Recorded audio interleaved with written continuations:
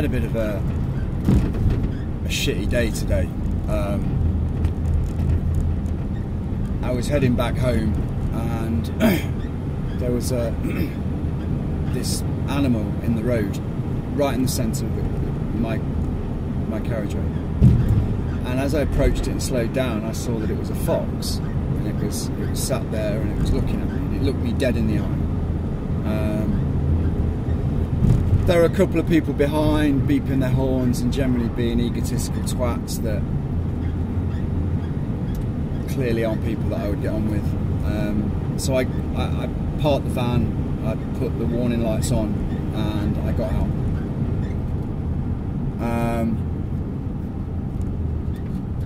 And you could see the fox had been hit on its back, right near the base of its tail. And as I got close to it, it kind of struggled its way up, and at first I thought it was dragging itself on its front legs.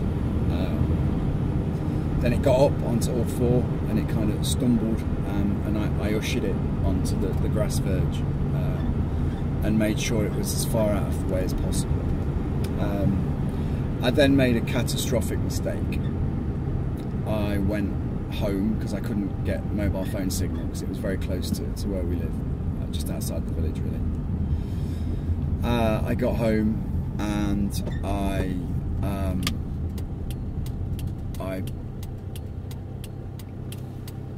I made a catastrophic mistake, which I think in my heart I knew was a mistake. I rang the Rspca because they have a specific number for wildlife that are distressed and injured.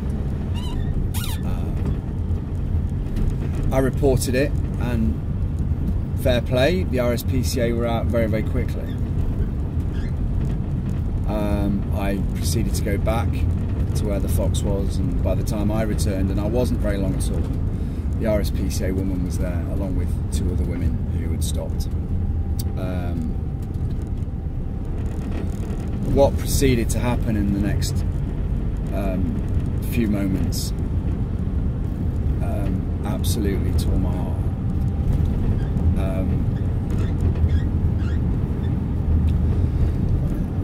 She made the decision to end this young fox's life, and it seemed to be quite a young fox. At first she said, I'm going to shoot it.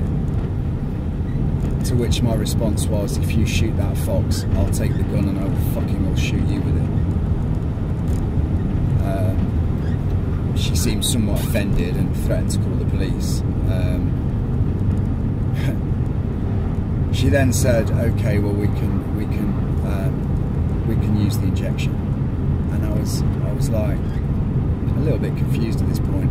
And the lady that was stood there with me said, well, why? She said, oh, he's so badly injured, you know, he can't walk, his back's broken. And I said to her, I said, are you a fucking vet? What's that supposed to mean? I said, I'm asking you a simple fucking question. Are you a fucking vet?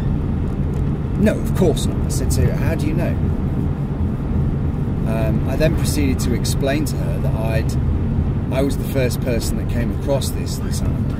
And I'm fairly sure that whoever hit the fox was only a few cars in front of me and just fucking drove off. You want to hope to God I don't find out who you are.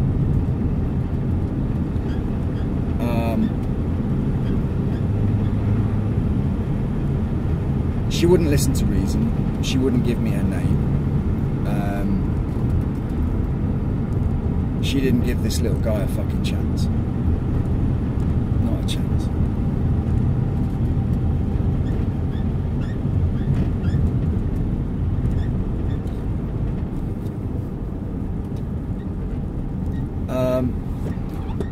People that know me well know that I have very little time for the Rspca. I find them a hateful organisation who appear to have a licence to do as they please. You know, they have consistently been hauled up for pursuing quite frankly, illegal prosecutions, to the point that numerous judges have made their views about the Rspca very clear, that they are a bullying organisation. I've had run-ins with the Rspca. We even at one point actually had to call the police to get them removed from my property.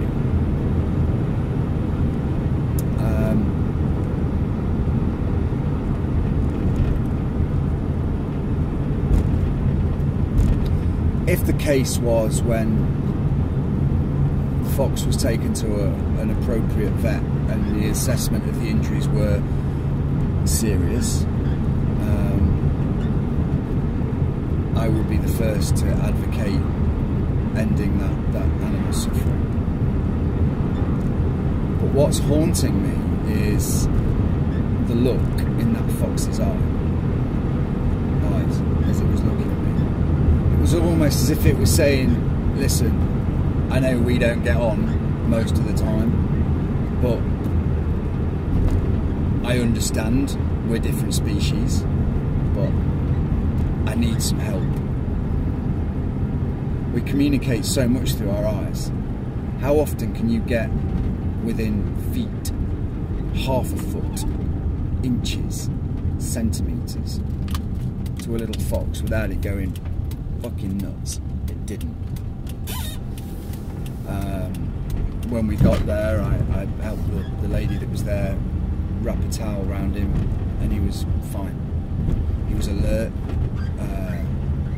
He was clearly in pain, but he was alert, and he could have given one of us a nasty bite, but he didn't. It was the absolute no discussion. I am going to kill this animal, and I'm using that word very clearly. She had no interest in that animal's welfare. She just wanted to get another job over and done with.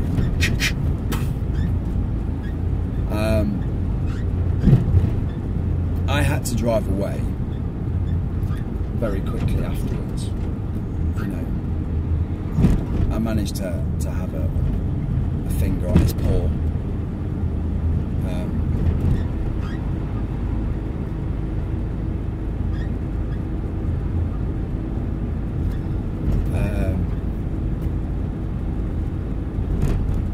Well, the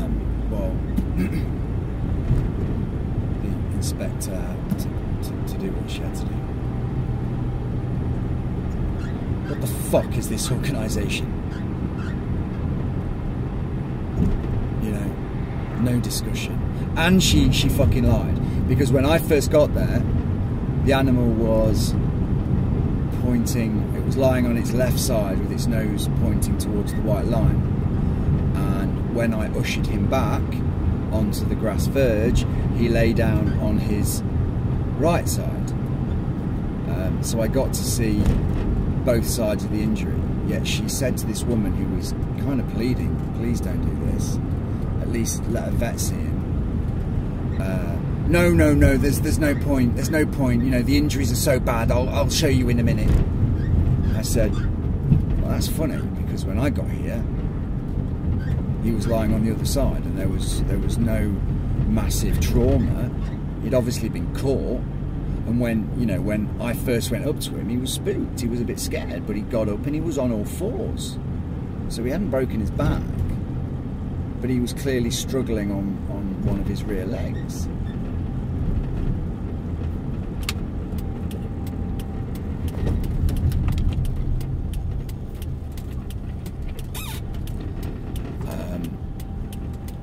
But no, that didn't matter.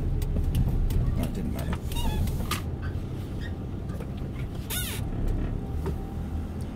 I had very little respect for the Rspca, but I understood that they have a tough job, and there's got to be some good within that organisation. But yet again today, I had another graphic and quite frankly awful experience of just how little animal welfare actually means to the Rspca. And I'm asking people now, stop funding this organisation. stop funding this sorry fucking excuse for an animal charity, because this charity have no interest in animal welfare. Because if they did, they wouldn't pay their CEO six-figure fucking salary, would they?